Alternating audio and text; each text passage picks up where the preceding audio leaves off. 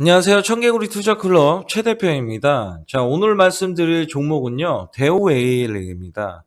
대우 AL이라는 종목은 대북 관련주로서 이제 뭐 예전에 대북 관련 이슈가 있을 때 급등력이 강하지 못했습니다. 이제 내부적으로 기업 내부적으로는 문제가 있었는데 어느 정도는 희석이 된 것 같고요.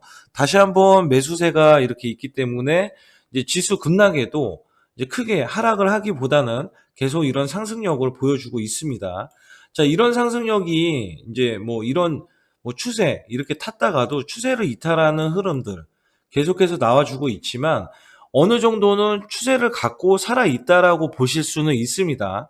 그리고 이제 지금 계속해서 올라오는 것 중에 하나가 바이든 대통령이 취임 이후에 처음으로 대북 관련 이슈를 언급을 했습니다. 그래서 일단은 대북 관련해서는 북한하고 대화를 하고 싶고 또 득이 되는 대화, 그 다음에 뭐 손실이 되는 대화 이런 것보다는 좀 이게 점진적으로 계속해서 순차적으로 이렇게 밟고 올라가겠다, 대화를 하겠다. 그래서 이제 결론적으로는 비핵화를 이끌어내기 위한 수단과 방법을 좀 가리지 않으면서 체계적으로 또 이렇게 할 것으로 보여지는데요.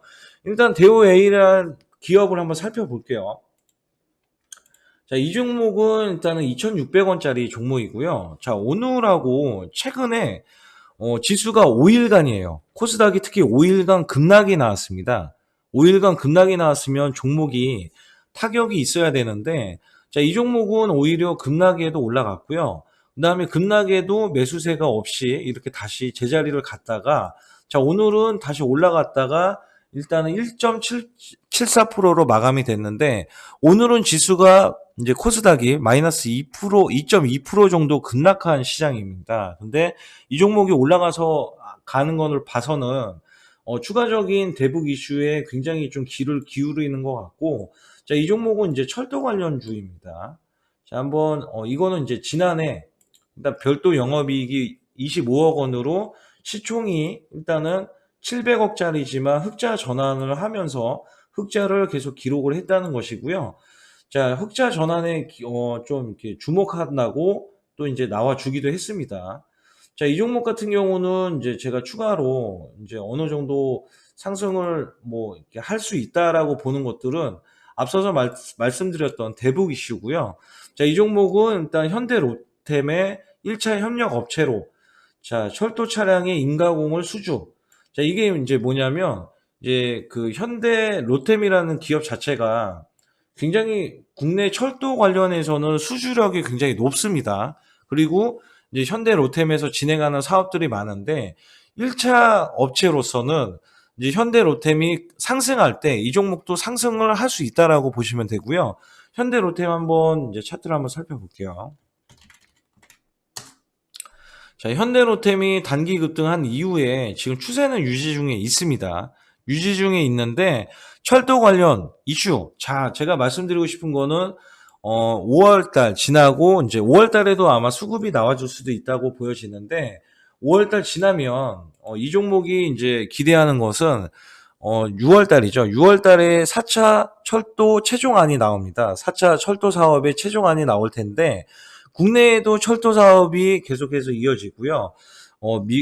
북한에 관련해서는 만약에 그거는 이제 북한과 엄청나게 잘 돼서 북한에 대해서 뭐 이제 그 사업을 했을 때 제일 먼저 철도를 이어야 합니다. 그래야지 인프라가 구축이 돼서 식량이면 식량, 그 다음에 뭐 비료면 비료, 아니면은 뭐 건설도 마찬가지긴 한데 건설을 하려면 철도가 있어야 되겠죠. 뭐 차로 옮기는 거는 어느 정도는 당연히 문제가 되겠고, 자, 대북 관련주로 엮인 종목으로서 예전에 대장주였습니다. 원래대로 하면.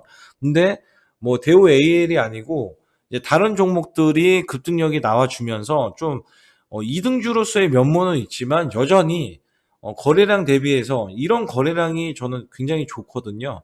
중간중간에 이렇게 빨간색 된 이런 거래량들. 자, 다 매수세입니다. 매수세.